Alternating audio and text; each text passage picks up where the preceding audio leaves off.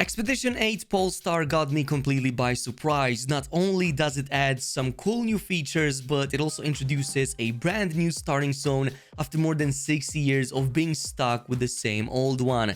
In this video, we're gonna go over a full step-by-step guide on how to finish Expedition number 8 with the best timer and how to avoid some of the huge mistakes that I was also guilty of along the way. Now, as soon as you start the Polestar Expedition, you will actually begin on a freighter rather than on a planet. Your freighter is pretty much broken and requires repairing, pretty much like how our old ships used to in the base game. First things first, speak with the captain to read his first log. This is something that you will do multiple times in different phases as you go into new rendezvous points along the way.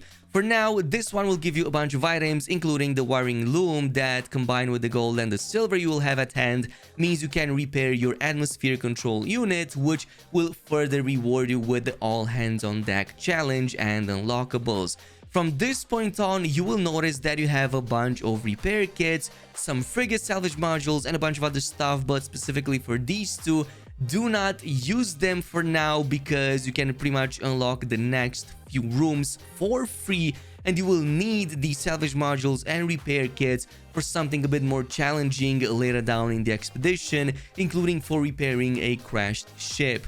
So for now, simply focus on the third challenge in phase 1, which requires you to land on a nearby planet, which in turn will unlock the refiner room right away. But while you are still on this planet, I also heavily encourage you to go ahead and collect some of its resources, including some ferrite dust, enough dihydrogen crystals to craft 2 jellies, and about 2 sodium plants, which should be enough for the next phase. So once this is done, head back to your freighter and you can immediately start completing the 4th challenge by simply placing down that refiner room we just unlocked, which in turn will also unlock the storage room that you can quickly also place down for the next challenge, as we have enough resources from the previous planet. Once all of this is done, you've unlocked the interstellar scanner blueprint, and it is time to also complete the 5th challenge and finally do your first system warp from this point on. Now, before you head out and do any warping, I also recommend completing another challenge, especially if you already have a lot of people in your starting system, and that is gonna be the one in phase 2 called Hospitality, that requires you to visit somebody else's freighter.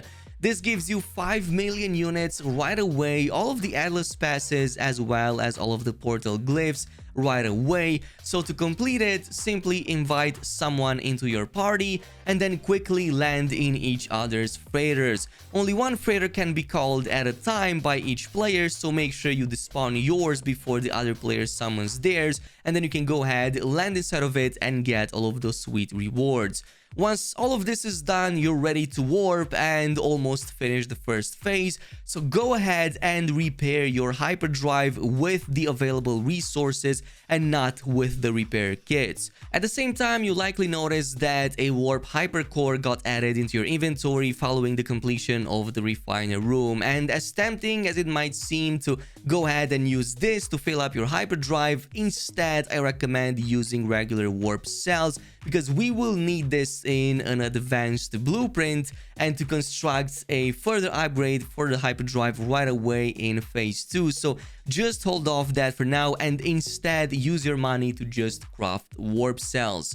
Once you've completed your first warp, you will also notice why we did not use the hypercore yet. It's because it also costs storm crystals to craft, which might take a while to get, especially at this early stage in the expedition, and because you'll also want to use your first free one to just finish the amplified shielding instead, which will further let you travel into systems that have higher chances to give you those storm crystals to craft multiple hypercores. So of course that would imply going into red systems.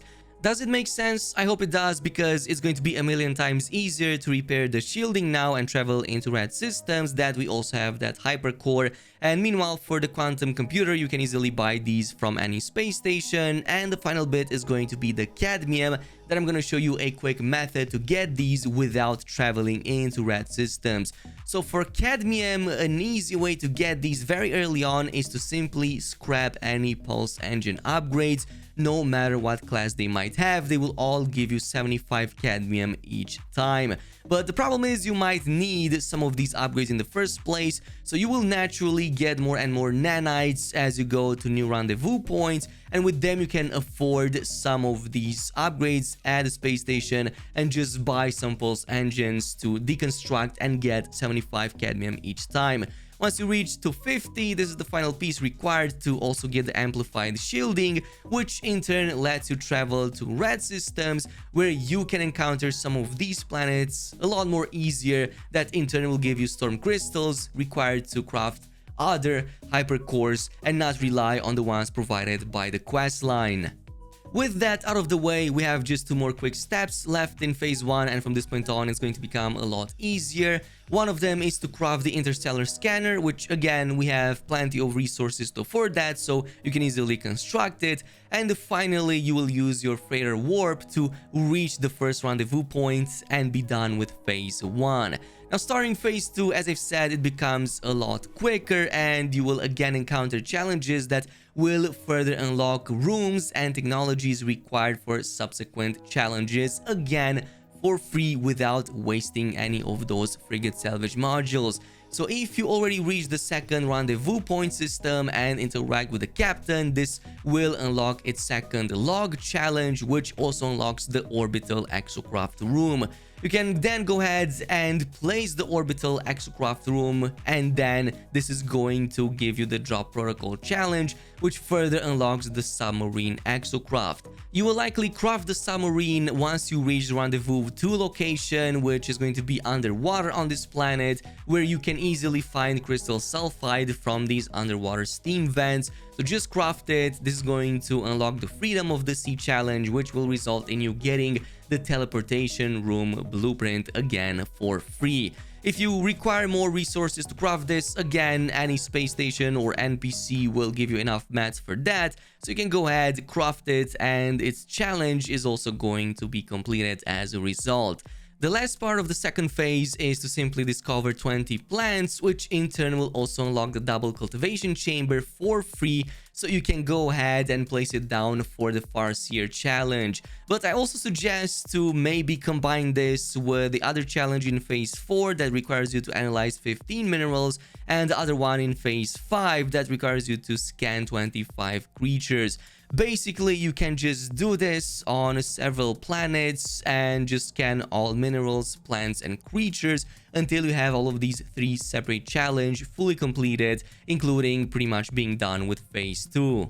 Now, phase 3 and onwards, you will still want to constantly push on and warp until you reach pretty much all of the rendezvous points to get the units, the nanites, and the final blueprint unlocks. Specifically, as soon as you found the 3rd rendezvous point, this will unlock the stellar extraction room again for free. So if you place it down, it completes its challenge in phase 3, which also further unlocks the industrial room. At this point, you can place the industrial room down, complete its challenge, and gives you the final room, which is the Galactic Trade Terminal. This is going to be the last final room that you will need to craft in this expedition, and you've done with all of these without spending any salvage frigate modules, which by the way accumulated in your inventory from all of these challenges, so now you can spend them on anything that remained not unlocked. Also in phase 3, you have a challenge that requires you to recruit 3 squadron mates, but for that you will have to unlock 3 squadron spots, which require roughly 10k plus in nanites, which is why I suggested you go ahead and reach these new rendezvous points as fast as possible to get the nanites and the money needed for that. You can easily find 3 of these squadron mates either back at a space station by simply interacting with the NPCs that land over there, or back at your freighter, assuming that there's any ships docking in the landing area. Whichever of these routes you've chosen, having 3 or more squad mates will not just complete that challenge, but also help you for a different challenge called Galactic Defender. This is going to be also in phase 3, where you have to defeat 16 pirates. Now, if you want to find 16 pirates faster, I recommend doing the pirate hunting missions in black market systems.